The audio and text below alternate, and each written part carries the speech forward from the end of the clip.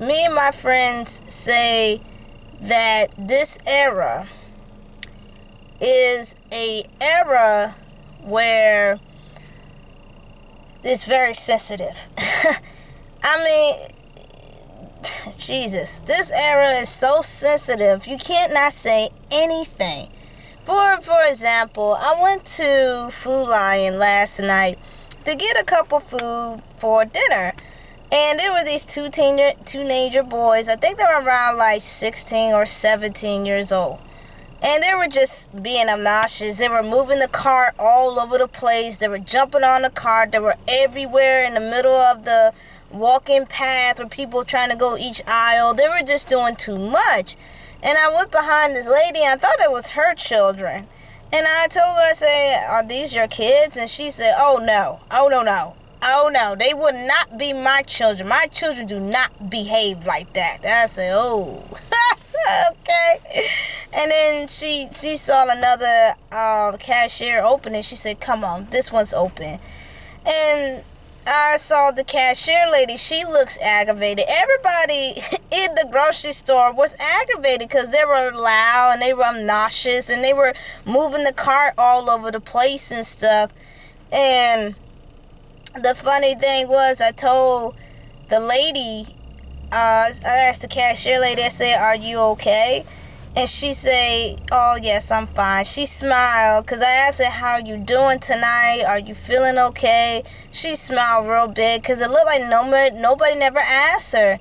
And I said, "You can call the popo on them if you want to."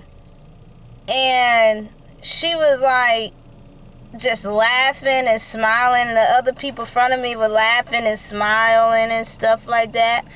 And I say, you know, you have the authority to escort them. The police can take them out of here with no problem. And they were just laughing. And the lady in front of me, she said, "Annoying, a nuisance." And I said, "Yes, disturbing the peace." There you go. Police can remove them out of this grocery store by disturbing the peace. When I turn around, the two teenagers, they stop.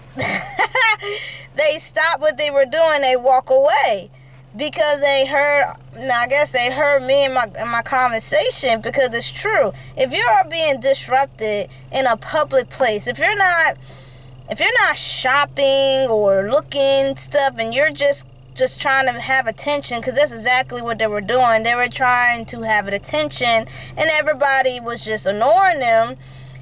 And when they heard me say that, they stop and they walk away. They walk away because they were disrupted, and they were just being a nuisance. And the people were laughing because I was straight out telling them, yeah, you can't call the police. If they're not buying anything, they're just here hanging around, just being disrupted and stuff like that, you all me can call the police. This is a public area. This ain't their house. So it's funny that the teenagers walk away. And the reason why I brought that up, because television has to be careful what they say. Now, if I say that on television, they say, "Oh, it's not your Food Lion." So what? It's everybody's Food Lion. But if people look at it like they're being a nuisance and they're running around and doing, then all by means, yeah, you can call the cops by disturbing the police. Disturbing the place, you know. But the thing is, television end up being strict, and it end up being a tight net. Even journalism end up being a tight net now, because journalism have always been an eye-opening for the civil rights movement to protesting from human rights and everything. Television was a big eye-opener to raw realness and issues that's been happening around the globe. Now, however, whoever's in charge now don't want to hear none of that anymore. And even I feel sorry for certain journalisms now, because there are some brave journalisms are out there by themselves actually telling the truth and real stories, but they get threats and even get killed if the truth ever come out.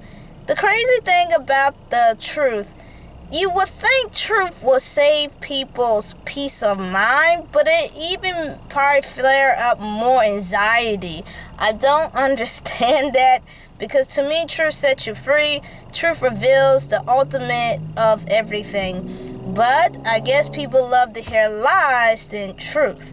That's why Fox News, people always keep saying it's a dangerous news television. Now, see, here's the crazy thing about the whole situation. Like MSN and ABC and what other channels? I'm trying to think. Some news channels that are not News Channel 8 in my area in Virginia. News Channel 8, all those channels, they can't say a lot of crazy stuff on their network, and at the same time they cannot say a whole lot of truth information either. Now, most people say let's stick with facts and truth, right, and investigation, all right, but Fox News break all the rules. Why is it one channel network can break all the rules, but other channels cannot break one? If they do break one, there'll be consequences, penalties, lawsuits, all kinds of crap be coming at their way. But only one network, I mean, think about it, only one network can break all the rules, all the boundaries. Most people say there's a conspiracy going on. Make it very clear. Maybe Fox News is part of the world's temptation. Now, there are some anchors in Fox News that tell the truth. I will only say maybe 2% of them. I think one of them quit, and I think another one also left. I don't know who it was, but there was one dude who was gay. He's been there for years, and I saw a video about him. He was saying that he really wants these people to know the truth. He really wants the people to know the facts, because these people literally believe every hanging word of these other anchors that they're saying, and that is a dangerous thing. Now, you would have think, as highly intelligent humans that we are, you would think some people will like research, read a book, or do investigation on their own self of each story that a anchor on Fox News is saying.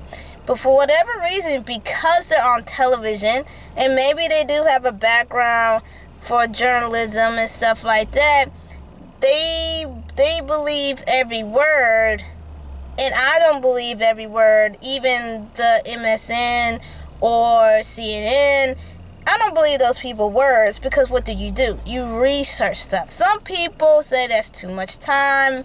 I take their word. Well, that would mean you would take a drug dealer's word, say, oh, down the street is flooded, go to this street. You wouldn't trust a drug dealer, right? Because he could send you to a trap, right? But that's just how some people are now. They will take somebody's word instead of doing research and information of their self. I mostly read a lot of different sources. I don't stick to one source. And I also look at different news people too. Sometimes the local news, they all say the same thing. But CNN, MSN, and Fox News, they all have a different perspective, which is very interesting. However, television is dying because it's no longer raw. It's dying because people can sniff out lies and betrayal, and they don't feel that some people are honest. You see what I'm saying? Like, too much information is flowing on our fingertips, enough to sense anything about somebody's telling somebody something. We can look it up, we can research it, we can read it, we can validate some other stuff. That's why television is going after a lot of YouTubers, because the ones who are actually out here finding information and facts and investigating and take the time and effort to research a lot of stuff, that's why people watch them. It's not because they're a YouTuber It's because these people are raw, honest, and they can find information, and you can feel like it's the truth coming out of their mouth. Now, all of them, you can send somebody who's actually really digging and find the truth, and you can actually send somebody that's coming up with their ass. You know, you can really sense, but the ones who are really dedicated and really searching for the truth, that's why television is failing. If they would done the exact same thing that a small YouTuber is doing, television would grow tremendously, would grow huge. If it was raw and blunt and honest and have full-blown information and not afraid to say the truth, television wouldn't be dying. Now, as for TV shows, and I'll come back with my part 3.